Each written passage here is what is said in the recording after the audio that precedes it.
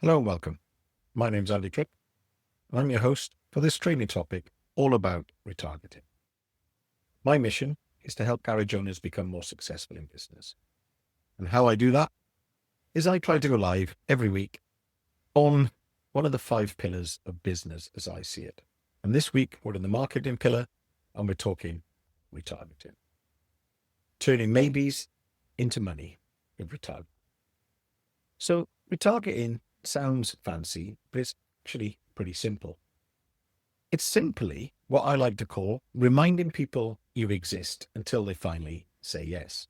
Now, here's the truth. Most customers don't buy the first time they see you off. But that doesn't mean they're not interested. It simply means they need reminding, nudging, or maybe a little trust built along the way. Research suggests that you need up to 8 contact points before someone will decide to buy. In this episode, we're diving into 3 core retargeting ideas that might work for your garage. Because retargeting is more than just following. It's following up with purpose.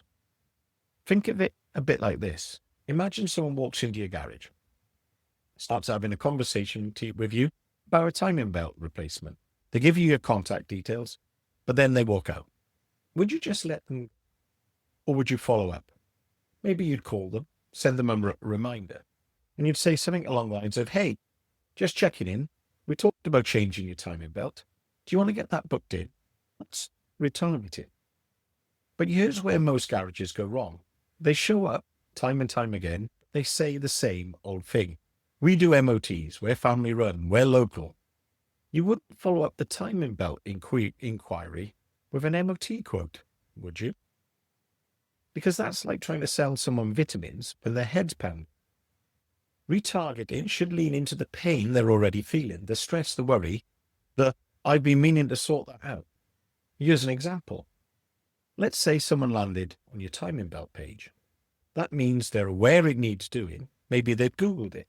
Or maybe their mate down the pub warned them about it snapping. Your retargeting message to that individual should say, timing belt due, don't risk a breakdown, book it now, get peace of mind before your next trip. That's a painkiller app, and it gets clicks. No one wants vitamins when they've got a headache. They want pain relief. So retargeting should remind them why they inquired in the first place. Make it specific, solve that particular pain, follow up with purpose, and here are the 3 ways a garage could use retargeting. So you can retarget your existing customers. You can retarget a list of customers who've been in touch with you, or you can do something called pixel-based retargeting, which is customers who haven't yet contacted you.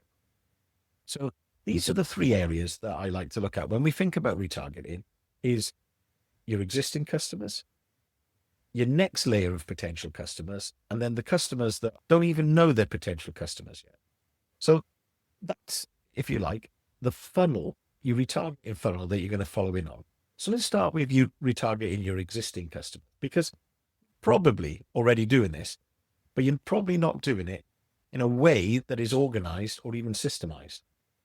So your existing customers are people who already know and trust you. But it's so easy to forget about them. And retargeting your existing customers is the low-hanging fruit. I like to think there are 2 types of customers. There are existing and there are new. There isn't no other type of customers. They're either going to be a new customer or they're already a customer. And your existing customers, in this case, are the low-hanging fruit. So do you always send MOT reminders? If you're doing seasonal checks, do you send them out to your existing customers? Do you note when their timing belt's due, and do you send them a reminder based on time or mileage? You could also do the same with tires, brakes, or even diagnostic checks, just reminding that customer that you exist.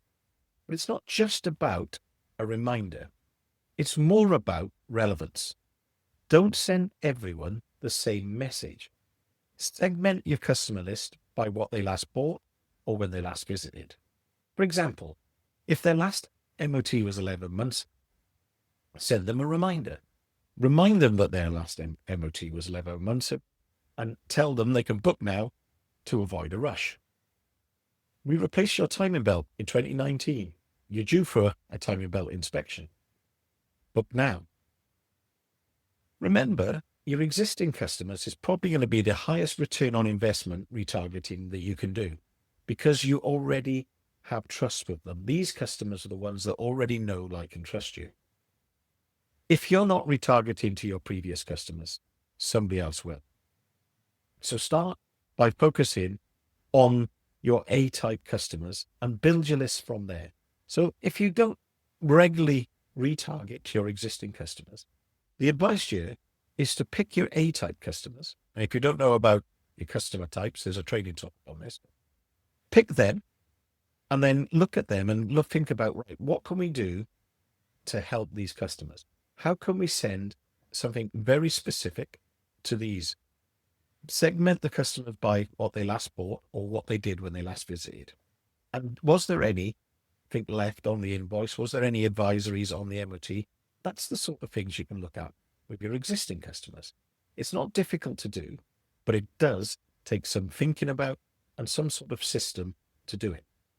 So your list-based targeting.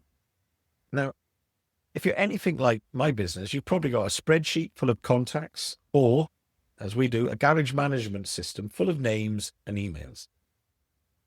With list-based targeting, you upload that list into platforms such as MailChimp.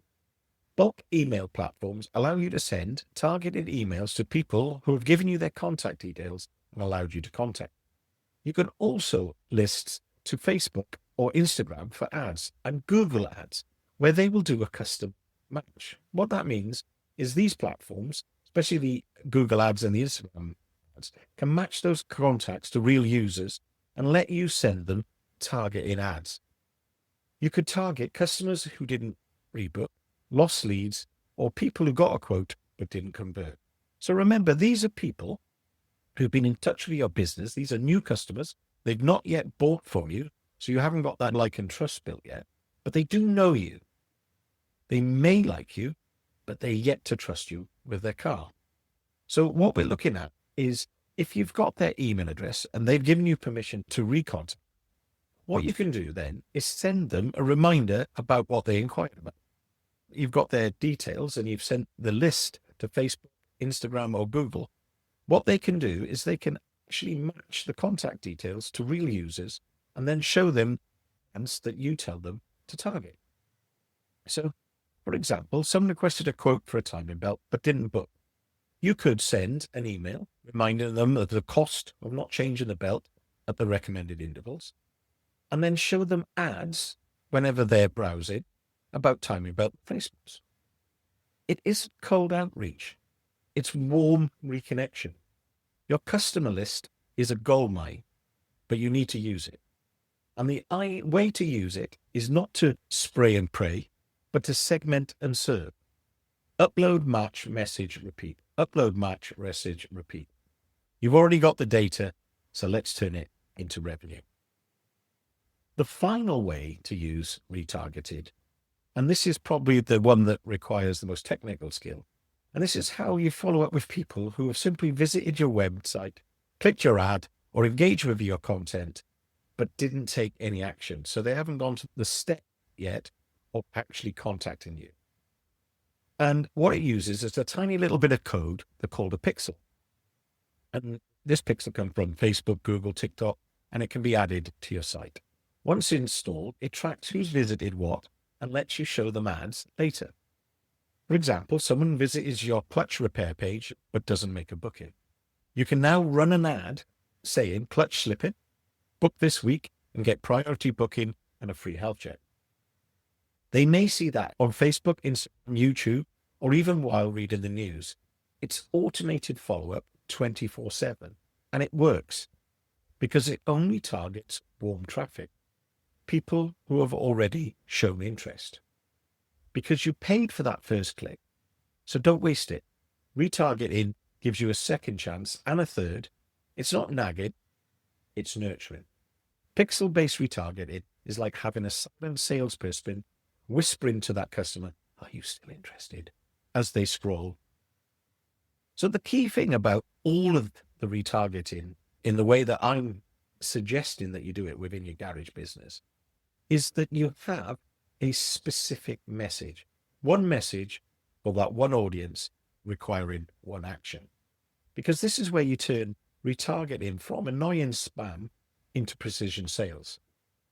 And here's the mistake other businesses are making. They are trying to say everything to everyone. So let's go back to our early visitor, the one who clicked on your Clutch repairs page. You could show them a general garage ad, or you could show them this. Clutch still slipping. Change it before it leaves you stranded. That's one message for one audience with one clear action. Could be the same with timing belts, aircon top-ups, or even your seasonal checks. Retargeting works best when it's specific. Your customer's brain is already overloaded. So you've only got one shot. So speak directly to their problem. Don't try to sell everything. You'll end up selling nothing. Sell the thing that matters. Sell the painkillers, not the vitamins. You can always add them on later. There's a training topic about it. Generic ads are like shouting into a whirlwind. No one will hear them. No one will see them. Specific retargeting says, hey, Dave, we remember you and we know what you need and we're here to help you. So to put it all together, what you need is some simple retargeting funnels.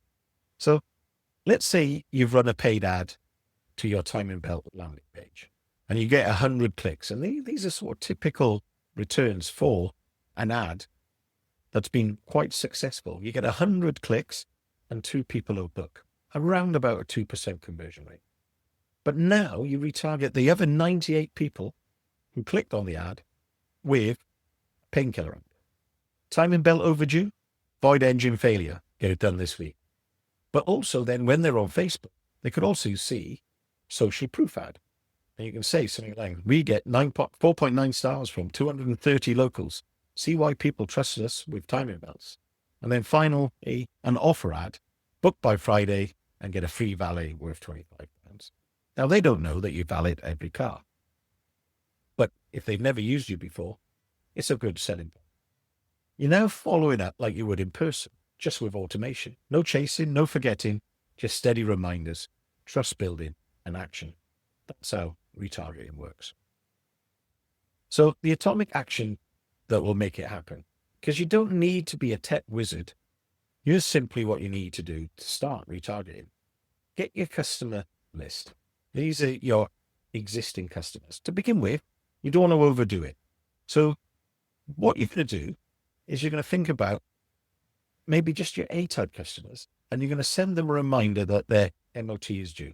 So you could send them a text message a bit like this. So your MOT is due, but don't worry, we've reserved you a slot. Call us now. And you send that 4 weeks away from their expiry date. And then if they haven't booked, another message 2 weeks later, your MOT is due in 14 days. We've reserved you a slot. If you call us now, we can guarantee that slot. If they still doesn't book, send them another one saying your MOT is now due in 7 days. We have limited slots available. To ensure we can keep you road legal, call us now. You could also use some email retargeting. You can use one of the bulk email services such as MailChimp or ActiveCampaign to nudge people who didn't book after receiving a quote. Bonus tip, you only do this if you had the customer's permission. We'll probably do a training topic, the rules around contacting customers and other data. So what about phone retargeting? If you have their phone number, if they pass that on to you, that's kind of implied permission for you to call them. Why not take advantage of that and follow up that quote?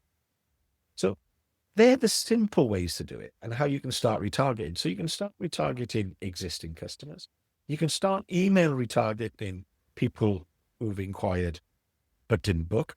And if someone's phoned you for a quote or any other type of reason why they're giving you their phone number, you can follow up by the phone.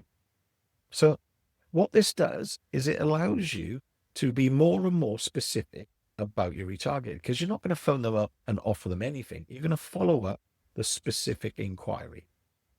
So more advanced.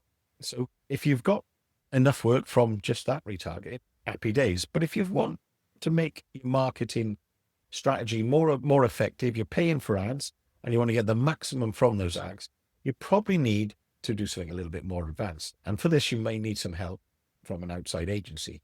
And you can add a pixel to your website to track visitors, or Google Ads retargeting from your customer list. You probably need a help to do this. And if you get whoever is helping you with this stuff, if you get them to do that and track your visitors, you can then send targeted ads to them for the thing they're inquiring about. So if they land on your timing belt page, you only send them timing belt ads. If they land on your clutch repair page, you only send them clutch ads.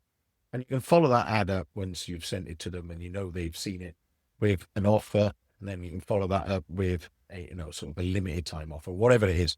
But you have the ability to do this now with how things are with electronic marketing methods, such as using a pixel or Google Ads retargeting from your customer list. So here's some closing thoughts.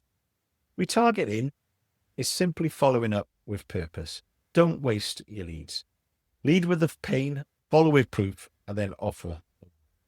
Keep it simple. One message, one problem, one call to action. Speak directly to that customer. Now, it may be the same message for everybody who landed on your clutch page. It might also be the same message to everybody who landed on your timing belt page. But it feels to them like it was one message for one problem with one call to action. It felt very specific and targeted. Your next customer probably already knew you existed, but they hadn't said yes yet. Retargeting is how you turn maybes into money. So this episode has helped you see marketing in a new way. Share it with another garage owner, or just start retargeting your existing customers and your customer list. And here's a quick reminder. If you're wondering what's stopping you, it's probably starting. And if you should, you must. Thanks for listening.